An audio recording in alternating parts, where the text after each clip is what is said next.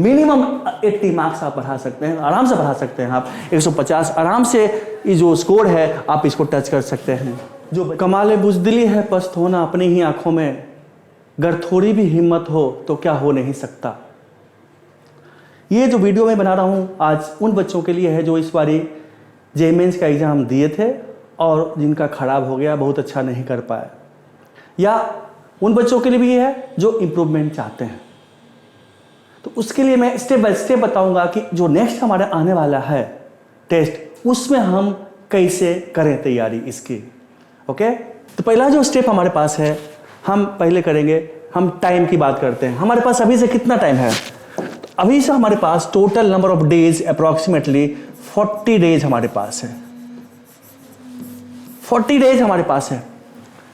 अब 40 डेज में हम बात करते हैं, अगर सपोज करो किसी बच्चे का मान लीजिए 70 मार्क्स ही आ पाया, अगर मान लीजिए हमारे पास 70 मार्क्स अभी हम स्कोर कर पाए हैं पहला टेस्ट में। अब जनरली देखिएगा प्रीवियस जितना भी साल का है जेईई मेंस का रिजल्ट, उसमें अगर किसी का 150 नंबर है तो 150 नंबर वाले बच्चे का अच्छा रैंक आ जाता है। तो हम पहले टारगेट करते हैं 150 मार्क्स। इतना मार्क्स मीन्स हमें कितना बढ़ाना है, यहां से हमें 80 मार्क्स का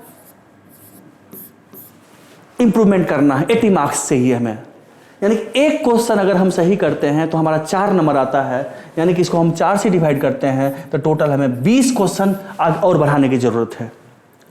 20 क्वेश्चन यानी कि पर सब्जेक्ट अप्रॉक्सीमेटली 7 क्वेश्चन, 7 इंटू 3 की बात करते हैं, यानी कि 21 क्वेश्चन होता है।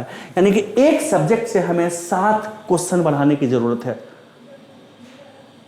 तो 7 क्वेश्चन अगर हमें बढ़ाना है तो कैसे बढ़ा सकते हैं? हमारे पास नंबर ऑफ डेज हमने कहा कि 40 डेज है, इसमें 5 दिन तो हटा दीजिए, हमने कहा चलो 35 डेज ही हमारे पास है। तो 35 डेज को अगर हम 7 से डिवाइड करते हैं, डिवाइड बाय 7, यानी कि हमारे पास 5 डेज, यानी कि एक क्वेश्चन, एक सब्जेक्ट का एक क्वेश्चन बढ़ाने के लिए हमें 5 दिन, यानी कि अगर हम 5 दिन में इतना पढ़ें एक सब्जेक्ट, हमारा एक क्वेश्चन बढ़ जाए। और 5 दिन में हमारा कितना भी धीरे पढ़ेंगे, कितना भी खराब पढ़ेंगे, पर डे 3 आवर के हिसाब से, तो 5 दिन में हमारा कम से कम एक चैप्टर, वो चैप्टर जो कि हमने पहले कभी नहीं पढ़ा था और स्कोरिंग है, उसे क्वेश्चन आना ही है, तो एक क्वेश्चन हमारा यहां बढ़ सकता है। यानी कि 35 दिन में हम 7 क्वेश्चन बढ़ा सकते हैं एक सब्जेक्ट का 3 घंटे के हिसाब से। मैं ये मिनिमम बता रहा हूं, आप मैक्सिमम और जितना बढ़ाना चाहते हैं बढ़ा सकते हैं। तो यानी कि हमारे पास है डिवीजन ऑफ टाइम की बात करते हैं अब, कि हम कैसे बढ़ाएं। तो स्टेप पहला तो हमारा हो गया था, हमने कहा कि हमें एक क्वेश्चन बनाने के लिए 5 दिन चाहिए एक सब्जेक्ट में। अब देखिए स्टेप 2 की बात करते हैं। जो हमारा स्टेप 2 है, स्टेप 2 में हम डेज को हम कैसे डिवाइड करें पहले। तो डेज को हम डिवाइड करते हैं, अगर हमारा सीटिंग आर, एक सीटिंग आर 3 घंटे का बनाते हैं तो 3 इंटू 4, यानी कि हमारा 12 घंटा का स्टडी हो गया पर डे, 12 बार। इतना तो आपको पढ़ना चाहिए अब, क्योंकि आपको सिलेक्ट होना है, आपके पास समय कम है। तो 3 इंटू 4 मतलब 3 घंटे का 4 सीटिंग हमारा हो गया। तो सीटिंग 1, सीटिंग 2, सीटिंग 3, सीटिंग 4, इसमें से एक सीटिंग उसके लिए रख लीजिए जिस सीटिंग पे आपको टेस्ट देना है। पर डे आपको एक टेस्ट देना है प्रीवियस ईयर वाला।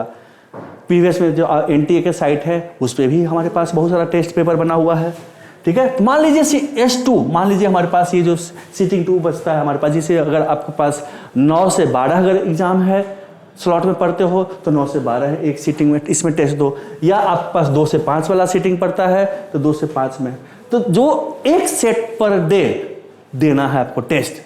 तो मान लीजिए ये हमारे पास चला गया टेस्ट में, टेस्ट चला गया।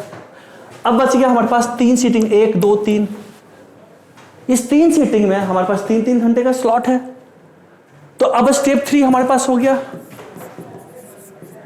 ये स्टेप 3 हमारे पास है कि जो हमने जो टेस्ट दिया है, हमने आपको पिछले लेक्चर में बताया था आपको एनालिसिस, कि एनालाइज कैसे करें। तो एनालिसिस में आपको यहां से छन करके निकल जाएगा सब्जेक्ट वाइज कि भाई हमें पढ़ना क्या, इस पर्टिकुलर सब्जेक्ट में हमें क्या रिवाइज करना है। तो सपोज कि आप बात करते हैं मैथ्स की बात करते हैं। मैथ्स में आपका हो सकता है अभी आपका 8 क्वेश्चन हो गया हो, उसके बाद जो रिमेनिंग क्वेश्चन है 25 में से जो रिमेनिंग क्वेश्चन बच गया आपके पास 17 क्वेश्चन बच गया, 17 क्वेश्चन, यानी कि काम करने का बहुत बड़ा आपके पास एरिया बचा हुआ। आप उस एरिया को आइडेंटिफाई कीजिए जो कि आप नहीं कर पाते हैं, जिसका क्वेश्चन नहीं कर पाते हैं, उसका जो सबसे इजी चैप्टर है पहले उसको कर लें। वो आपको डिसाइड करना है कि आपके लिए कौन सा चैप्टर इजी है, क्योंकि आप 12th पास हैं। तो हमें लगता है कि 5 दिन काफी होता है उस चैप्टर को स्ट्रॉन्ग करने के लिए, क्योंकि हमने कहा है 7 क्वेश्चन ही तो बनाना है।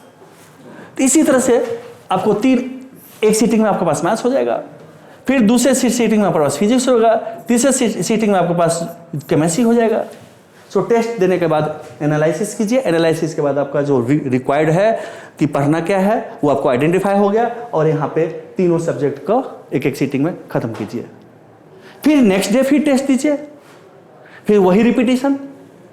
तो आपका टेस्ट देने से क्या होगा, एग्जाम्स एंड टेम्परामेंट भी आपका डेवलप होगा आपके अंदर, और टाइम मैनेजमेंट भी आपके सीखते चले जाएंगे। इस तरह से आप जब करेंगे तो मुझे नहीं कहीं से भी डाउट नहीं है कि आप 80 नंबर मिनिमम, अभी से मिनिमम 80 मार्क्स आप बढ़ा सकते हैं, आराम से बढ़ा सकते हैं। आप 150 आराम से ये जो स्कोर है आप इसको टच कर सकते हैं। जो बच्चे जो कि निराश हो गए हैं, जिनको लगता मेरा नहीं हो सकता है, यार कहते हैं ना हम भी दरिया हैं, हमें भी अपना हुनर मालूम है, जिधर निकल जाएंगे रास्ता साफ हो जाएगा। तो आप कर सकते हो, अपना रास्ता साफ कर सकते हो सही तरीके से पढ़ करके, टाइम को सही तरीके से यूटिलाइज करके। Okay, thank you and best of luck for your preparation.